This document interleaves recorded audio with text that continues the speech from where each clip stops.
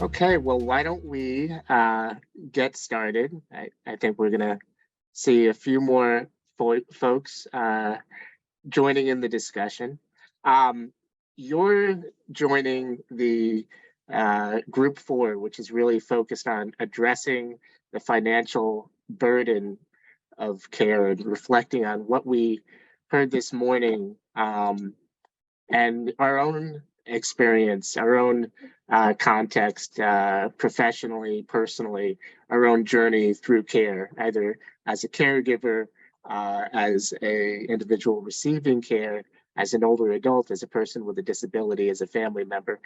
My name is Eli Gilardin. I'm the CEO of the Marin Center for Independent Living. Very involved in the master plan and aging and disability resource connections. Thrilled that you all are participating in this component of the discussion. And I just want to kind of go back to the master plan to kind of frame some of the context on our discussion. So in goal 4, caregiving that works, across California, almost 5 million family caregivers help their parents, spouses, and friends who need assistance with everyday tasks to live well in their homes and communities. And of these, almost 1.7 million are caring for someone with Alzheimer's, dementia, or related dementias, usually with little support or training. This constitutes about 4 billion hours of unpaid time, valued at $63 billion a year. Obviously, most who are doing this unpaid care are women of color, immigrants, and largely also caring for children, other family members. So this concept of affording care and how we, as a state, as a community, as families, carry that financial burden of affording care really resonates on so many levels.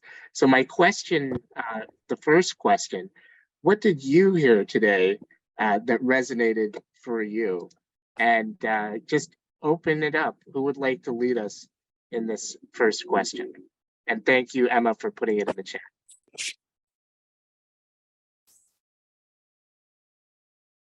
And we're going to be recording our questions in the Jamboard. So Emma is going to lead us in that. Who would like to jump in?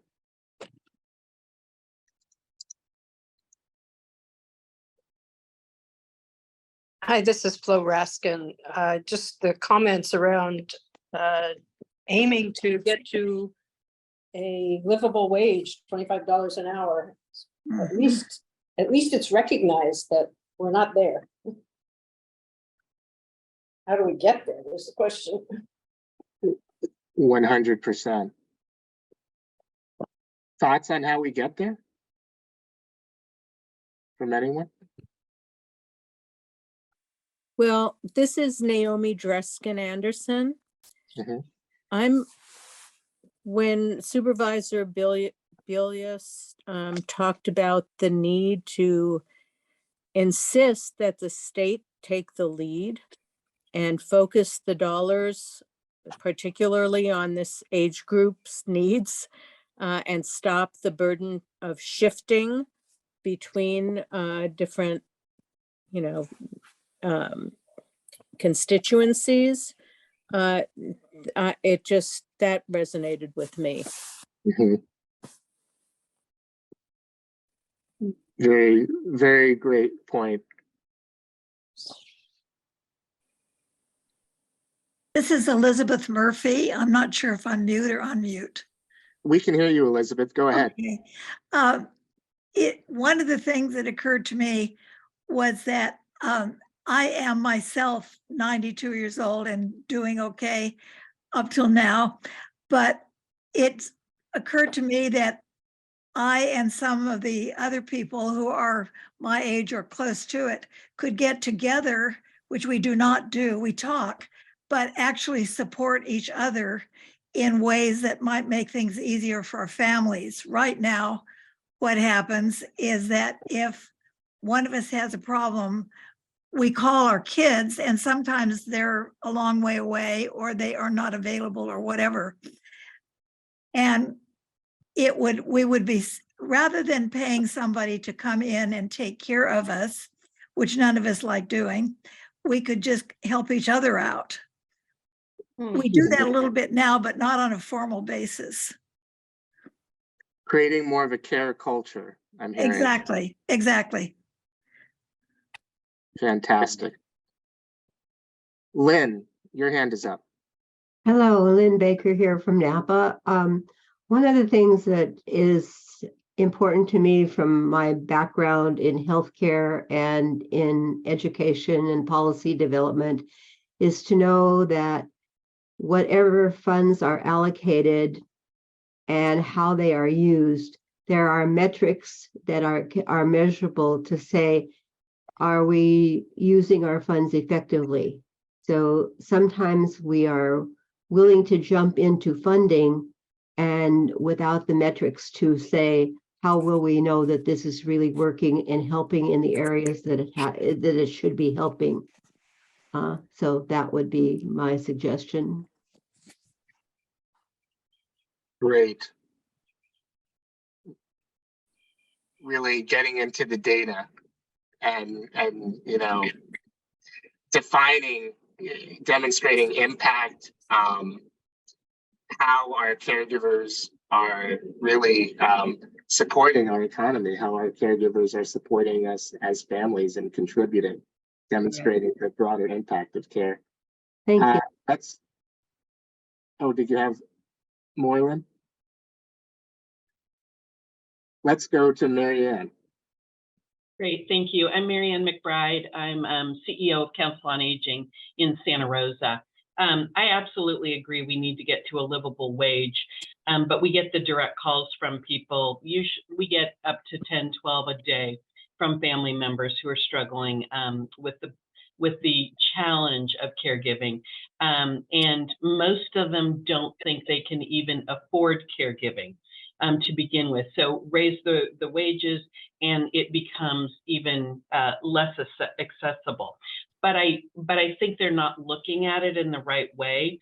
I think it's driven by fear of what costs are going to be down the line, and they're trying to hold on to as much as they can for as long as possible so they can afford maybe what's going to come down.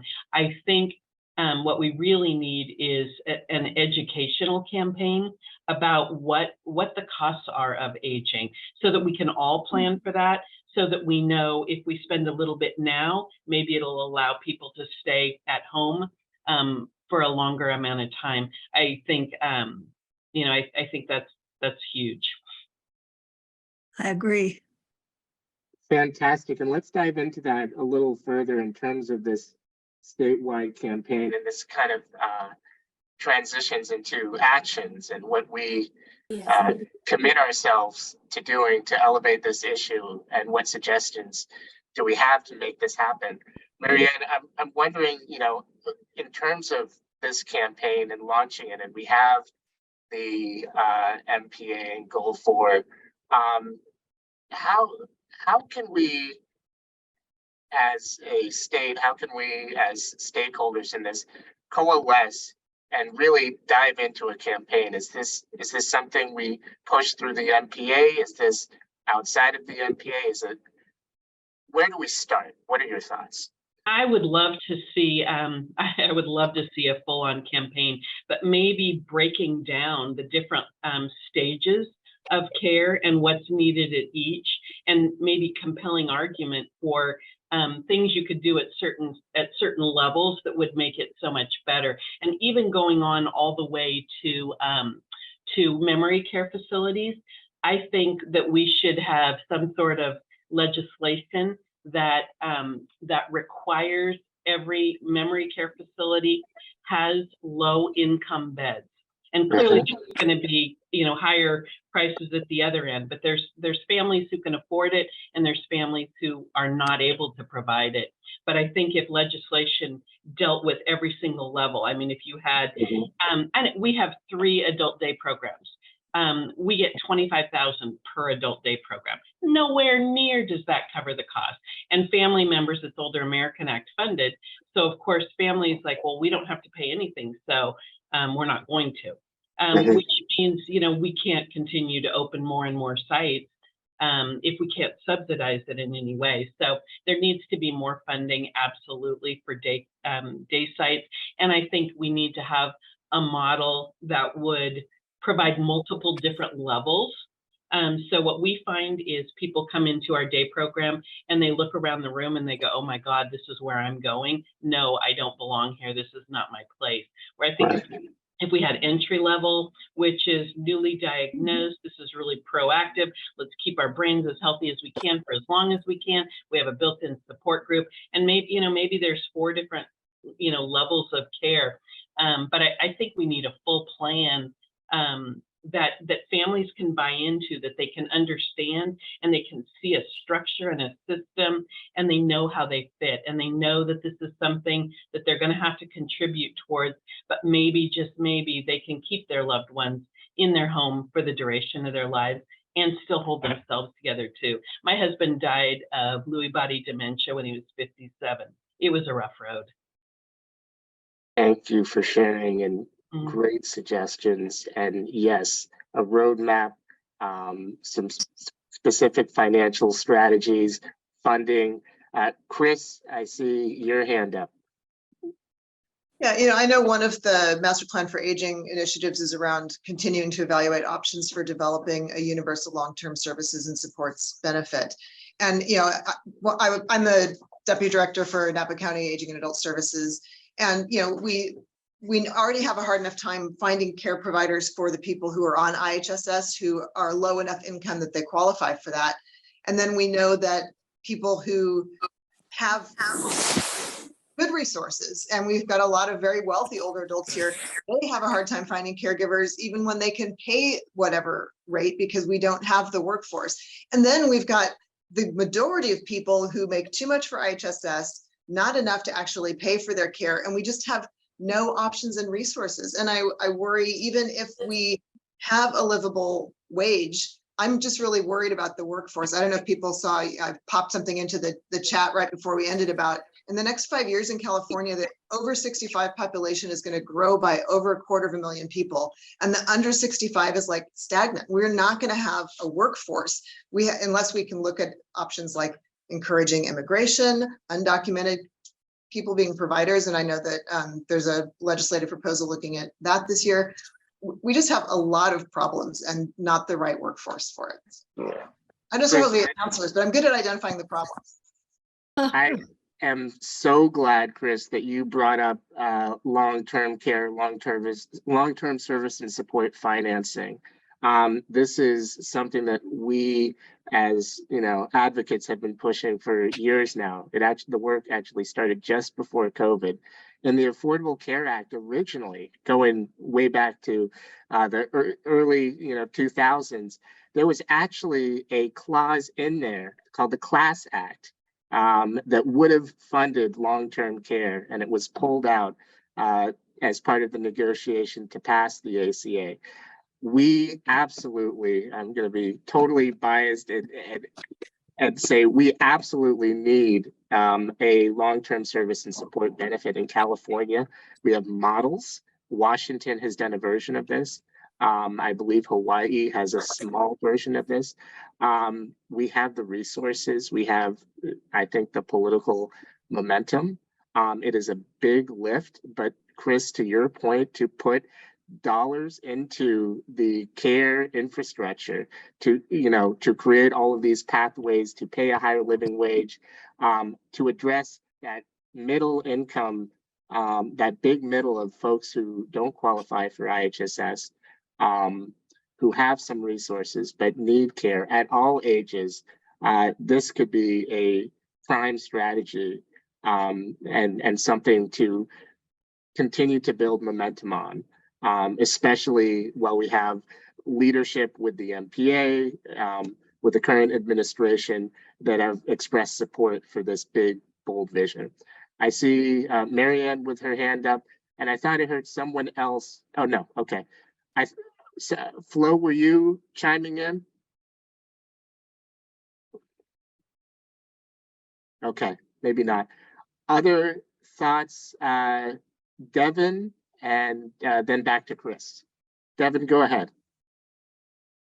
Hi, my name is Devin Poulos. I work for a nonprofit up Valley for Napa County, and I really just wanted to touch base on the middle ground, like piggyback off of what Chris had said. I personally experience with a lot of clients that don't qualify for Medi-Cal, IHSS, and then also don't make enough money through their Social Security income to have a caregiver in home, and then they're kind of left in the dark, and then they also can't afford like a long-term living solution, like going into a nursing facility or going into assisted living.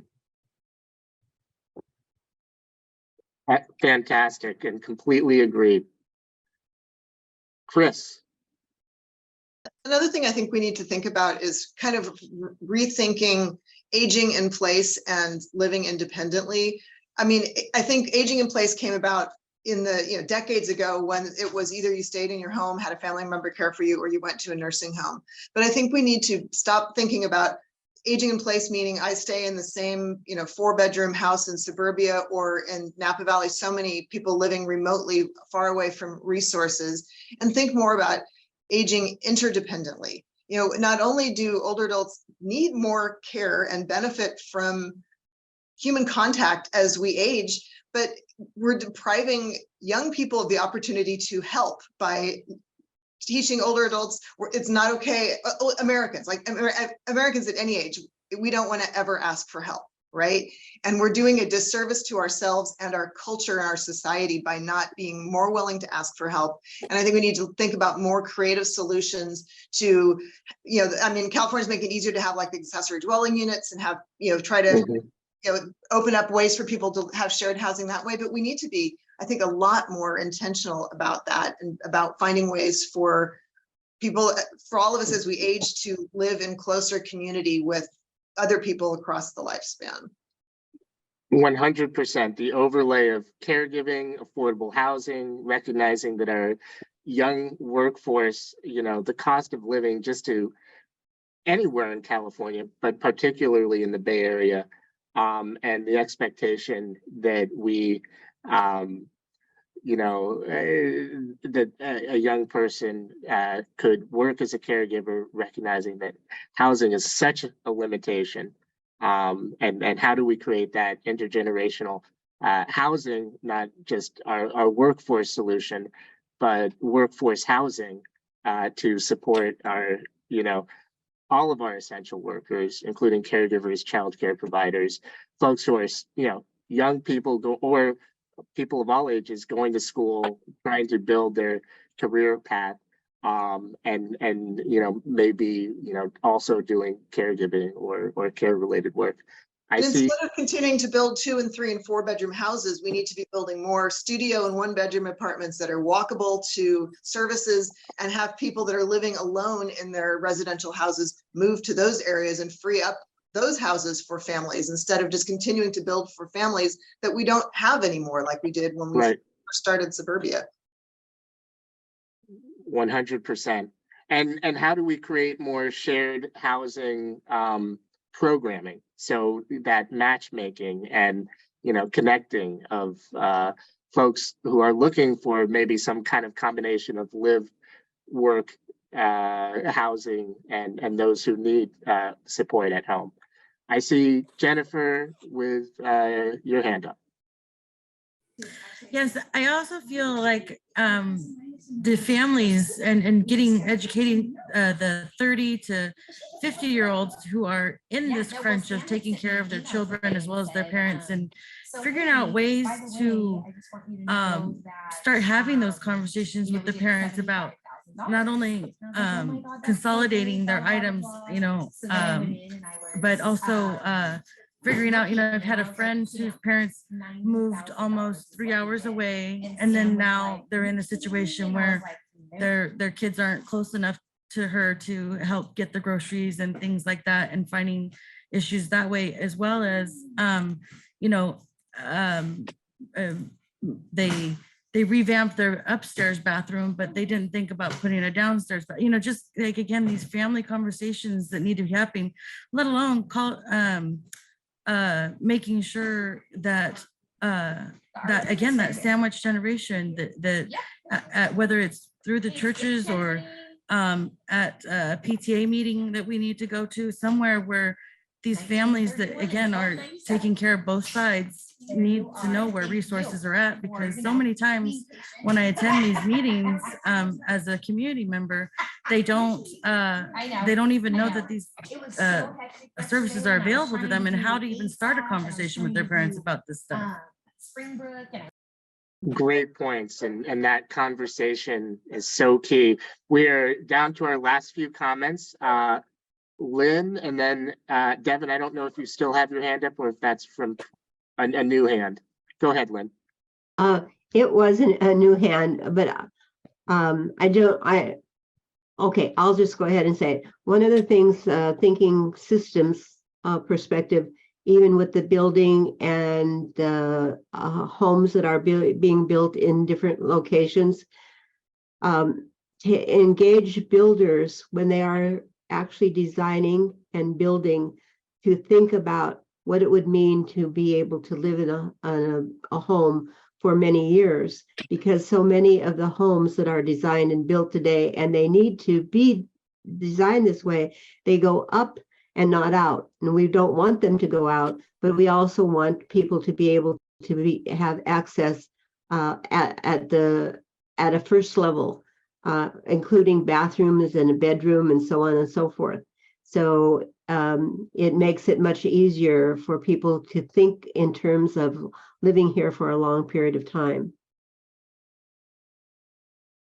Absolutely. Thank you, everyone. It looks like we're going to be leaving to go back to the main room. Great conversation, and look forward to seeing you for the remainder of the conference. Talk soon.